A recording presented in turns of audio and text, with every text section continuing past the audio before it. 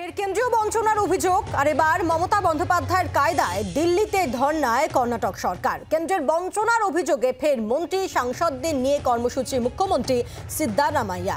ইতিমধ্যেই সেই কর্মসূচি শুরু হয়ে গিয়েছে। এরই পাশাপাশি আগামীকাল থেকে ধর্নায় কেরলের বিজয়ানো। ফের কেন্দ্রীয় বঞ্চনার অভিযোগ, এবার মমতা বন্দ্যোপাধ্যায়ের কায়দাতেই দিল্লিতে ধর্নায় কর্ণাটক সরকার। কেন্দ্রের বঞ্চনার অভিযোগে মন্ত্রী সাংসদদের নিয়ে কর্মসূচি মুখ্যমন্ত্রী সিদ্ধারামাইয়ার। ইতিমধ্যেই সেই ধর্না কর্মসূচি শুরু হয়ে গিয়েছে। আর এরই পাশাপাশি আগামীকাল থেকে ধর্নায় বসছেন কেরালার মুখ্যমন্ত্রী বিজয়ানো। কাল থেকে ধর্নায় পিনারাই বিজয়ন এবং তার আগে আজ ইতিমধ্যেই কর্ণাটকের মুখ্যমন্ত্রী সিদ্ধারামাইয়া তিনি তার ধর্না কর্মসূচি শুরু করে দিয়েছে। কেন্দ্রীয় বঞ্চনার অভিযোগে এই ধর্না কর্মসূচি চলছে একেবারে রাজধানীতে। সামনেই লোকসভা ভোট, তার আগে এই ধর্না কর্মসূচি। বিভিন্ন রাজ্যের মুখ্যমন্ত্রীরা তারা যে অভিযোগ করছেন যে কেন্দ্র টাকা দিচ্ছে না, বরাদ্দ বঞ্চনা আটকিয়ে রাখছে, তারা যে অভিযোগ আমরা দেখেছি আমাদের রাজ্যের মুখ্যমন্ত্রী মমতা বন্দ্যোপাধ্যায় তিনি বারবার তুলেছেন এবং তিনি ধর্নাও করেছেন। এবার ঠিক সেই কায়দায় দিল্লিতে অর্থাৎ রাজধানীতে ধর্না শুরু কর্ণাটক সরকারের। ইতিমধ্যেই সেই কর্মসূচি শুরু হয়ে গিয়েছে এবং আগামীকাল থেকে ধর্নায় বসছেন কেরালার মুখ্যমন্ত্রী পিনারাই বিজয়ানো।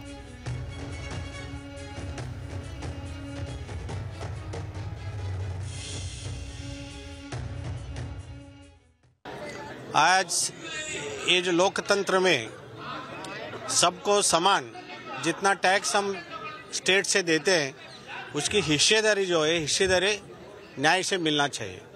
लेकिन आज बीजेपी सेंट्रल गवर्नमेंट जो है वो उस स्टेट का हिस्सेदारी नहीं देते। कर्नाटक से 187,000 करोड़ इतना टैक्स हम केंद्र सरकार को देते हैं, उसकी हिस्सेदारी कम से कम 14% रिटर्न होना चाहिए।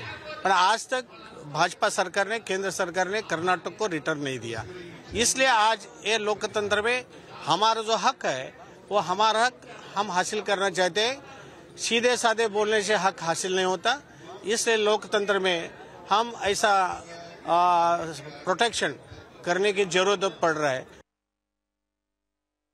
কেন্দ্রীয় বঞ্চনার অভিযোগে দিল্লিতে ধর্নায় আরও একটি দলের, এবার কংগ্রেস, আরও একটি রাজ্য কর্ণাটক। বাংলার পাশাপাশি কর্ণাটক তাদের মন্ত্রীদের নিয়ে একেবারে মুখ্যমন্ত্রী, উপমুখ্যমন্ত্রী এবং সাংসদরা দিল্লিতে হাজির। অভিযোগ কেন্দ্রীয় সরকার আর্থিক বঞ্চনা করছে, আর সেই বঞ্চনার কারণেই দিল্লির যন্তর মন্তরে বিক্ষোভ এবং তারা ধর্না প্রদর্শন করছেন। তাতে রয়েছেন কর্ণাটকের সাংসদরা, যারা কংগ্রেসের সাংসদ। কর্ণাটকে এই মুহূর্তে কংগ্রেসের সাংসদ রয়েছে। কয়েক মাস আগেও সেখানে বিজেপির সরকার ছিল, অর্থাৎ বিজেপি যে ডাবল ইঞ্জিন সরকারের কথা বলে সেই ডাবল ইঞ্জিনের সরকার কিন্তু ছিল কেন্দ্রে এবং কর্ণাটকে। তা সত্ত্বেও কর্ণাটকের বিপুল টাকা তাদের বকেয়া রয়েছে, যেমনটা পশ্চিমবঙ্গ সরকার দীর্ঘদিন ধরে অভিযোগ করে আসছে। সেই একই অভিযোগ কর্ণাটকেরও ছিল। কিন্তু এবার কর্ণাটকের মুখ্যমন্ত্রী মন্ত্রিসভার সদস্যদের নিয়ে তারা হাজির হয়েছে একেবারে যন্তর মন্তরে দিল্লিতে।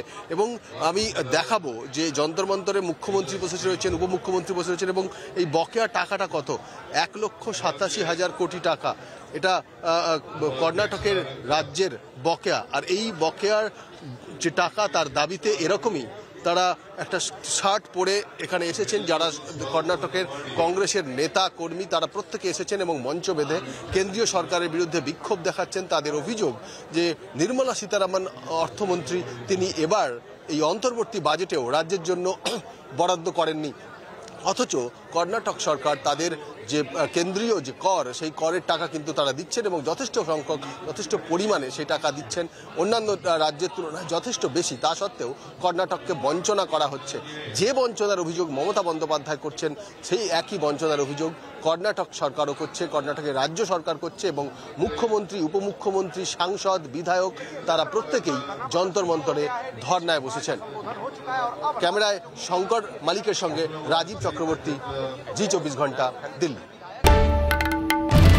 বাংলার আওয়াজ, বাঙালির আবেগ, জি24 ঘন্টা।